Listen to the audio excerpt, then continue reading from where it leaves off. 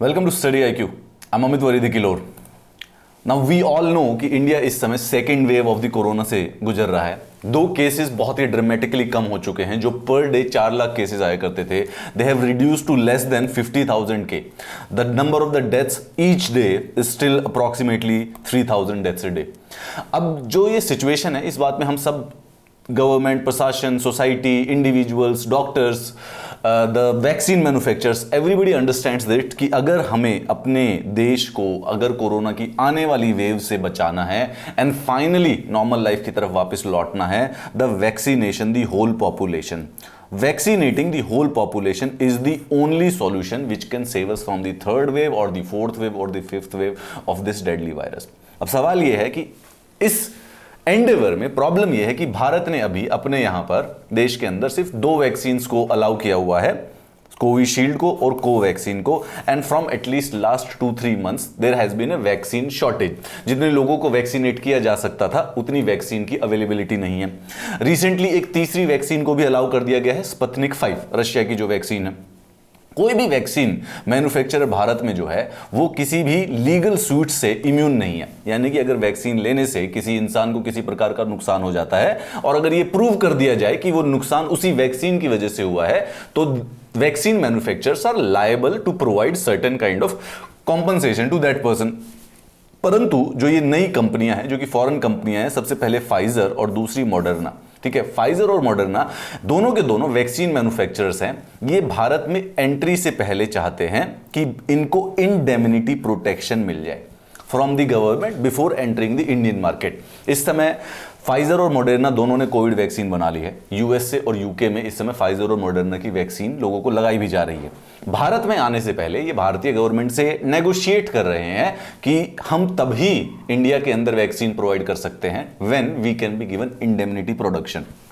इसके चलते चलते जो सीरम इंस्टीट्यूट ऑफ इंडिया है, जो कि भारत का मैन्युफैक्चरर है, जो कि कोविशील्ड बनाता है, वो भी डिमांड कर रहा है कि Indian manufacturers serum Institute of India और भारत बायोटेक, इनको भी इंडेमनिटी प्रोटेक्शन मिलनी चाहिए। अब गवर्नमेंट और के बीच में फाइजर और मॉडर्ना को लेकर कई सारे से इस प्रकार नेगोशिएशन हो चुके हैं। सवाल यहां पर यही कंटेंशियस का बन रहा है कि इंडेमनिटी कैसे दी जाए, कितनी दी जाए, क्या नहीं दी जाए, क्यों दी जाए। Though it seems that the negotiations are in the final stage and very soon Pfizer को और मॉडर्ना को बेसिकली जो अप्रूवल है, इमरजेंसी अप्रूवल है भारतीय सरकार से, वो मिल सकता है। ग्लोबली दोनों कंपनियां फाइजर और मॉडर्ना ने कोविड-19 की वैक्सीन उन्हीं देशों में सप्लाई की है जहां पर उनको इंडेमनिटी मिल गई है against the cost of the compensation for the adverse effect due to vaccination. मतलब कि they can not be sued in the countries on the account of such effects. Indemnity का मतलब क्या होता है? इंडेमनिटी का मतलब होता है एक प्रकार की इंश्योरेंस, ठीक है। अगर आप वैक्सीन मैन्युफैक्चरर है, उन्होंने कोई वैक्सीन बनाई है, अब कुछ वैक्सीन के साइड इफेक्ट होते हैं। In general 99% population completely safe रहती है, लेकिन कुछ लोगों को कुछ सीरियस साइड इफेक्ट हो सकते हैं। उन सीरियस साइड इफेक्ट होने पर जिनको भी अगर इस प्रकार से कोई प्रॉब्लम होती है वैक्सीन से, they will sue the vaccine manufacturer की इनकी वजह से हुआ है, जिससे उनको लीगल कॉम्पनसेशन देनी पड़ेगी, उनकी लीगल कॉस्ट बढ़ जाएंगी। इस चीज के अगेंस्ट पहले से वो गवर्नमेंट के साथ इंडेमनिटी प्रोटेक्शन के कॉन्ट्रैक्ट कर लेते हैं, जिसमें ये होता है कि वो वैक्सीन प्रोवाइड करेंगे, परंतु इन अ वेरी रेयर सिचुएशन, जब कुछ गलत हो जाता है, कोई प्रॉब्लम हो जाती है या साइड इफेक्ट्स ज्यादा सीरियस हो जाते हैं, they shall not be held liable for that. इस चीज को कहा जाता है indemnity. The word indemnity means security और protection against a financial liability. Vaccine manufacturers को सिक्योरिटी मिल जाएगी, प्रोटेक्शन मिल जाएगी against any kind of financial liability. उनकी वैक्सीन के द्वारा अगर कोई डैमेज होता है या कोई सीरियस साइड इफेक्ट हो जाते हैं, they will not have to pay compensation. ये सीरम इंस्टीट्यूट ऑफ इंडिया और भारत बायोटेक जो है उनके पास नहीं है। हाउएवर फाइजर और Moderna United States of America के साथ भी ये कॉन्ट्रैक्ट साइन कर चुकी है। यूके, जिस भी कंट्री में वो जा रहे हैं, उनको पहले वो इंडेमनिटी प्रोटेक्शन क्लॉज साइन करके गवर्नमेंट के साथ जाते हैं। इंडेमनिटी बेसिकली एक प्रकार का कॉन्ट्रैक्ट होता है which refers to a promise to save a person from the consequences of an act. It can be a person, it can be a company also, ठीक है। तो भारत के कॉन्ट्रैक्ट एक्ट के section 124 of Indian contract act 1872 में indemnity को completely define किया गया है as a contract by which one party promises to save the other from loss caused to him by the conduct of the promisor himself और conduct by any other person, ठीक है। इसमें एक party कौन होगी? Government. Government will promise Pfizer and Moderna, that we will save you from your own conduct. अगर आपकी ही गलती हुई तो भी बेसिकली आपके ऊपर किसी प्रकार की फाइनेंशियल कॉम्पनसेशन या फाइनेंशियल लाइबिलिटी नहीं पड़ेगी।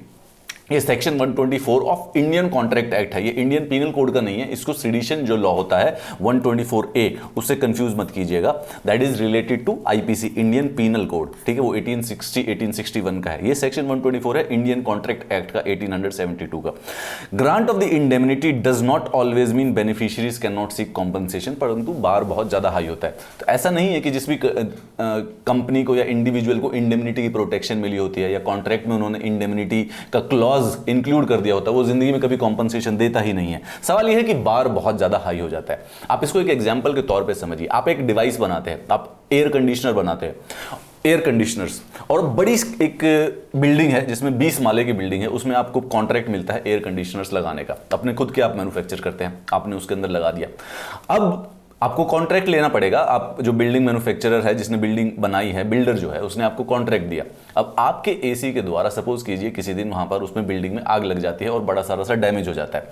ऐसे में जो बिल्डर होगा वो आपको सू कर सकता है, right, they will file a case against you for the financial compensation.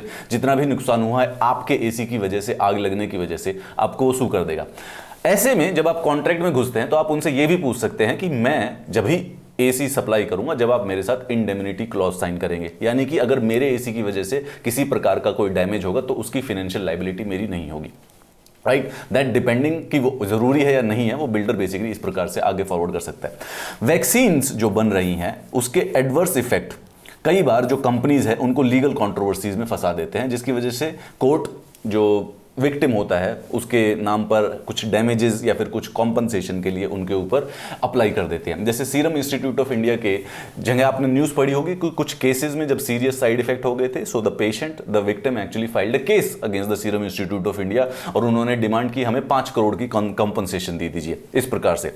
Hence these vaccine manufacturing companies are seeking indemnity protection from the government for India to save themselves from any future legal proceedings. तभी Pfizer और Moderna इस समय भारतीय सरकार से कह रही हैं कि प्लीज गिव अस इंडेमनिटी।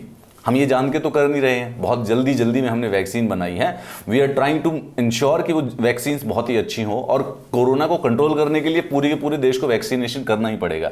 तो उससे पहले हमारे ऊपर जो फाइनेंशियल भार आ जाएगा इस बड़े सारे से लीगल सूट्स की वजह से, अगर कोई फाइल करने लग ही गया तो we need a protection from that. सवाल यह है कि India till now does not provide any such indemnity protection to vaccine manufacturing companies. Such companies are to be held liable for any adverse effect due to their dose. अगर बहुत अच्छी तरह से prove हो जाता है कि कोई एडवर्स इफेक्ट हुआ है और स्पेसिफिकली वैक्सीन की वजह से हुआ है, तो भारत में इस समय किसी को इंडेमनिटी नहीं है, ना ही कोविशील्ड को है, ना ही कोवैक्सीन को है। इंडियन ड्रग रेगुलेटर जो है has not granted indemnity against the cost of compensation for severe side effect to any 3 manufacturers. हमारे देश में इस समय 3 वैक्सीन अवेलेबल है, कोविशील्ड हो गई, कोवैक्सीन हो गई और स्पुतनिक 5 हो गई। इन तीनों को इमरजेंसी यूज ऑथराइजेशन मिला हुआ है, तीनों को इंडेमनिटी नहीं मिली हुई है। अगर इनके वैक्सीन लेने से कोई एडवर्स इवेंट हो जाता है, सीवियर साइड इफेक्ट हो जाता है, so these 3 companies can be sued in the court. For clinical trials, Indian law has laid out rules and formula for a grant of compensation in case of injury or death of any trial subject. किसी भी vaccine को या किसी भी दवाई को market में भेजने से पहले क्लिनिकल ट्रायल्स होते हैं, right, phase 1 trial, phase 2 trial, phase 3 trials. अच्छा, दवाई के ट्रायल का मतलब है कि अभी एग्जैक्टली पता नहीं है कि दवाई के साइड इफेक्ट्स क्या हो सकते हैं, तो ऐसे समय में उन ट्रायल के समय में कुछ अगर गलत घटना घट जाती है, कुछ एडवर्स इफेक्ट हो जाते हैं, कुछ सीवियर इफेक्ट्स हो जाते हैं, तो गवर्नमेंट ने कंप्लीट रूल्स और रेगुलेशंस, रूल्स और फॉर्मूला इस बात पर डिसाइड किए हुए हैं कि कैसे कॉम्पनसेशन देनी है जब ट्रायल किया जाए किसी के ऊपर, ठीक है, उसके वाले ले दिया हुआ है। परंतु ये सिर्फ और सिर्फ ट्रायल फेज के लिए है, इमरजेंसी यूज ऑथराइजेशन के लिए। वंस एक बार कमर्शियल ऑथराइजेशन दी गई होती है तो एक स्पेसिफिकली कॉम्पनसेशन का कोई सिस्टम एग्जिस्ट नहीं करता है। When a vaccine is approved for commercial use there is no specific provision under the drugs and cosmetic act for the compensation. हाँ, लेकिन उसके बावजूद भी जब कमर्शियल यूज भी होता है किसी भी वैक्सीन का या दवाई का, तब भी जो भी इंडिविजुअल है can approach the court under several legal remedies, जैसे कि वो पेटिशन लगा सकते हैं लीगल फोरम्स में, कंज्यूमर कोर्ट्स पर जा सकते हैं, हाई कोर्ट पर जा सकते हैं फॉर सीकिंग कॉम्पनसेशन। ऐसा नहीं है कि जो ड्रग्स एंड कॉस्मेटिक्स एक्ट है उसमें स्पेसिफिकली रूल्स हैं, बट यस कंज्यूमर कोर्ट्स और बेसिकली हाई कोर्ट्स में डायरेक्टली अपील किया जा सकता है against for the compensation, even for the drugs and the vaccine which are commercially use के लिए इस समय जो अप्लाई है। Drug regulator can take action against law for violation of any clause when a registration certificate is granted for the import of the vaccination. ठीक है, ये वाली बात हो गई। तो इस समय जो कोवैक्सीन और कोविशील्ड है, इन सबको इमरजेंसी यूज ऑथोराइजेशन मिला हुआ है, emergency use authorization, right. Commercial authorization का जो सर्टिफिकेट होता है किसी भी वैक्सीन को, वो इनके जब सारे के सारे जो क्लिनिकल ट्रायल्स के जो स्टेजेस है उनका डेटा आने के बाद होता है। तो अभी इस समय क्लिनिकल ट्रायल के जगह अगर कोई एडवर्स या सीवियर साइड इफेक्ट हो जाता है, सो दे आर लाइबल टू पे दी कॉम्पनसेशन। क्यों? क्योंकि उसके रूल्स और रेगुलेशन, उसका फॉर्मूला डिसाइडेड है गवर्नमेंट के बाद। कमर्शियल जब इसको सर्टिफिकेट मिलेगा तब भी दे कैन बी सूड अगर ज्यादा सीवियर इफेक्ट हो जाता है। यूनाइटेड स्टेट्स ऑफ अमेरिका, जिन्होंने पिछले दिसंबर में ही वैक्सीनेशन स्टार्ट किया था, was the first country to provide such legal protection to कोविड-19 मैन्युफैक्चर।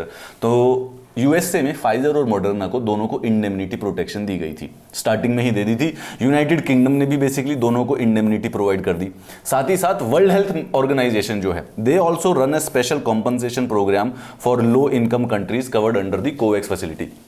तो WHO का कोवैक्स फैसिलिटी है, वो गरीब कंट्री या पुअर कंट्री या थर्ड वर्ल्ड कंट्रीज को वैक्सीन सप्लाई करता है। ठीक है, अब वैक्सीन सप्लाई करने पे इंडिविजुअल कंट्री जो हैं वो सारे के सारे तो फाइजर और मॉडर्ना के साथ क्या नाम है कॉन्ट्रैक्ट साइन नहीं कर सकते।